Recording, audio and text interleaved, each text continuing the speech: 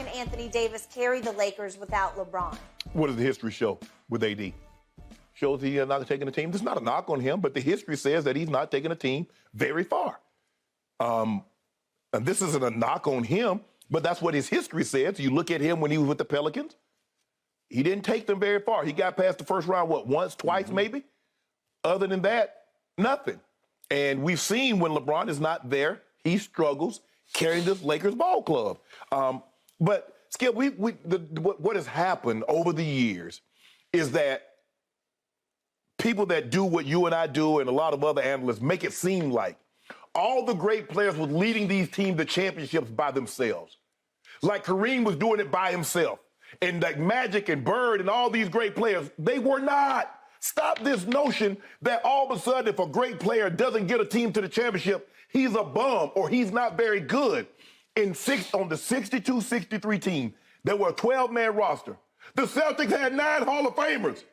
They had 4 Hall of Famers sitting the bench. Look at those 80 Lakers team and see how many Hall of Famers they got. Go back and look at Bird team, Skip. They had 4 starters in the Hall of Fame. Dennis Johnson, I don't know if DJ made it yet, but Bird, Parrish, McHale. Bill Walton went to the Hall of Fame. 6 man. 6 man. Tiny Archibald went to the Hall of Fame. Before, yeah, okay. Skip, we got to stop this. Yep. I think Dennis Johnson is a defensive player of the year, finals MVP. Yeah. No, Dennis Johnson was a player.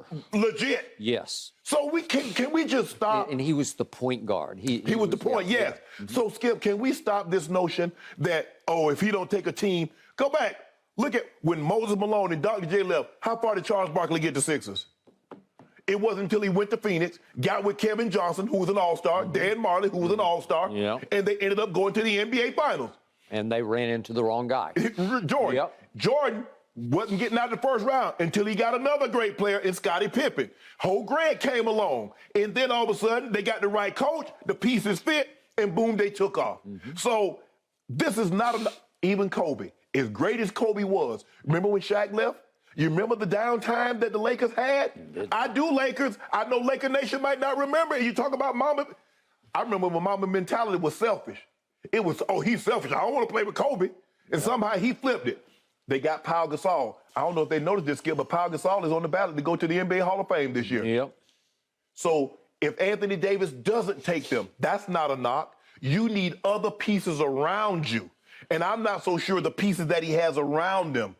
Skip, it's a nice, D-Lo, and he's injured right now. Don't know when he's coming back. And by the way, at the moment, that's a big injury. Yes. Because if you had D'Angelo, then at least you'd have a quote-unquote point guard. You'd have somebody to take up the scoring slack. You got somebody that's going to give you 15 to 20 a night. So now you're losing LeBron's 30. Yeah. You lose D-Lo's 15. And he's got an ankle and is listed as doubtful at Memphis. Right. So, and by the way, they have to turn it right around and play at Oklahoma City. But Oklahoma City is going to probably be without Shai Gilgeous. So again, you have a...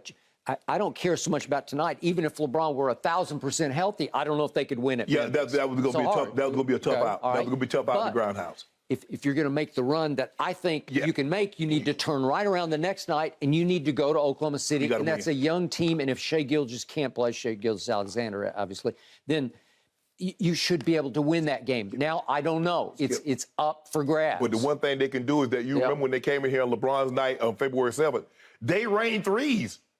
That Isaiah Joe, them Williams, man, they've been playing at a very high level because they're very well coached. But you tell me, who will have the best player on the floor at Oklahoma City? AD. It's just going to be AD. AD. I mean, you could make a case. You could make a strong case that tonight at Memphis, the best player on the floor will be that guy. Yeah. Will be your guy, AD, right? Yes. Darvin Ham has been raving about the impact that Anthony Davis has been having on both ends of the floor. He has. He's been calling him Wilt Davis, as in Wilt Chamberlain, as in you're dominating at both ends the way Wilt did when he was putting up numbers that are just silly numbers. Right, We can't even compare his numbers to today's numbers. They'll never be able to duplicate it. It's just ridiculous what he was doing. So the point is, AD is capable of putting up silly numbers, but he has to be healthy first when he hasn't often been healthy. He's always had some knick-knack thing going on. And he has to be engaged. Right. He has to be button pushed. Yes. Switch flipped.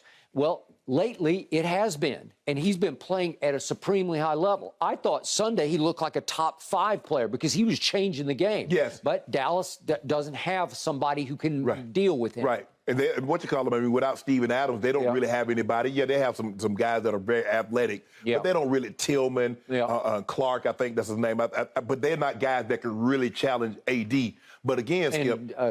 Jaren Jackson. I forgot about him now. He's a potential defensive player of the year candidate. Yeah. But Skip, I think the thing is why Anthony Davis might be the best player. I think he is the best player. Look at the team. Grizzlies are a very good team. Very deep. You go Bain, and you go Ja, you go Brooks, you go Jaren Jackson, you go Tillman, you go all these guys, Skip. They're our team. Anthony Davis is just one guy, and he's missing LeBron. He's going to be missing D'Angelo Russell. I think I'm just realistic in my expectations when it comes to one guy beating a team. Okay. By ESPN metrics, by their analytics, your Lakers played the easiest closing schedule in the NBA. So you have 22 games left. Yes. By their assessment, they're the 22 easiest games left in basketball. That should give you a chance to stay afloat.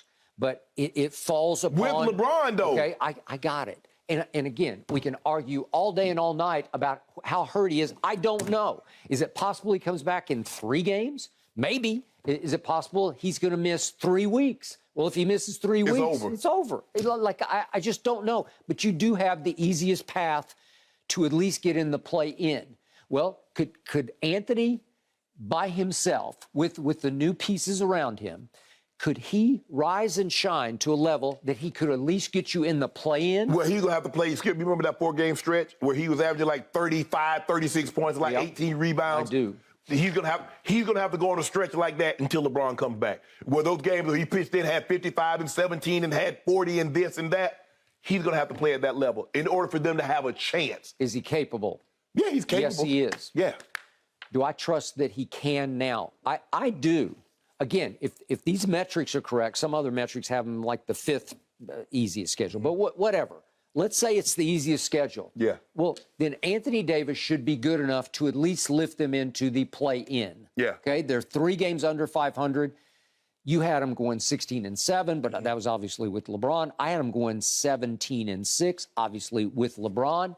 But the better player, the more valuable player on the Lakers right now is Anthony Davis. I think we would both agree that in year 20, at age 38, LeBron is the second best player on the Lakers. He might be the best player, but his impact, Anthony Davis's impact. Yeah. Anthony's 30 points and 15 rebounds impacts the game differently than LeBron's 30 and 15. I agree. Okay? I think he should be able to lift you. I think he should be able to hold down the proverbial fort until LeBron gets back. My problem is, I don't know. Is it possible LeBron doesn't get back for the whole year? Man, well, sure. Well, it's possible. It's absolutely possible. Okay? Because I keep going back to, I heard something pop. Well, if you did, is it possible he needs surgery? They said today he's going to get multiple MRIs, second and third opinions. Okay? Right. Well, that means something is going on. There's some pathology down in his foot that needs to be addressed by independent, like you said, a podiatrist. Right. You need somebody who knows the foot. Yes. To take a harder, deeper look into what the 3D tells you, which is the MRI. Right. And then maybe somebody's going to say, I think you need surgery. Right. Well, then it's game over. It's over. Yeah, because even if they made the play-in tournament with just AD, they're going nowhere. No. Okay? No, you need 2 superstars. And that's what, that you see teams try to move and try to gear up at the trade deadline because they realize that one guy's not going to do it, Skip. No matter how good the guy is, he's not in today's game, Skip. The teams are just too good. One guy's not carrying you anywhere. Okay. But I do think it's a fascinating time to put a spotlight on Anthony Davis, who's playing at the highest level I've seen him play at. 26 and 12. Yeah. Here we go. Let's see what you got. And I'm not trying to heap, extra pressure on him. I just think it's an interesting time to see what you got. If, in fact, you're playing the easiest closing schedule, you should be able to win half these games. Yeah, but I don't know if that's enough to get you into the playoffs, Skip. Okay, you could be right. You know, you say the 22 a game, 11-11 is not going to do it. Okay, but a game like at Oklahoma City, if there's no SGA in that game, you should win that game. Yeah. Okay, Anthony Davis should dominate that game because they don't have anybody who can deal with him. No, because what happened is that as we won those 2 or 3 games, everybody that was in front of us had lost 2 or 3 games. That is correct. So we had jumped from, way where we were to like, okay, I see y'all up there now. Okay, so I don't know about SGA's health. I don't know about Steph Curry's health. I don't know about Draymond's health. I'm not completely sure about Kevin Durant's health. Right. My point is, there are a bunch of teams. I don't know about Zion's health. Oh, yeah. Okay, so I got a bunch of teams up there. Free falling. And they're all like, we don't know who we are either because we're not sure about our stars, right? Yes. Okay, so all is not completely lost because of what's happening above you and who you have in your sights coming up. But also, Skip, the difference is they're in front of you. So them dropping and you dropping, you gain no ground. No. You need, as they drop, you need to come up. And that's what was happening. They were dropping, you were winning. But if they drop, you drop. They drop, you drop. Well, as we speak, you're only 2.5 out of 6. Yes. The 6th seed. Yeah. Oh, we had that. We was coming for like 5. Okay. We were coming for 5 if Goat was stayed healthy. Okay. Well, I told you 4. I was saying you look like the 4 seed. Yeah. You have enough pieces in place to look like you should end up the 4 seed, right?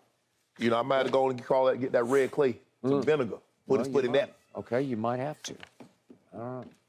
Because y'all about to be in a heap of trouble, Skip.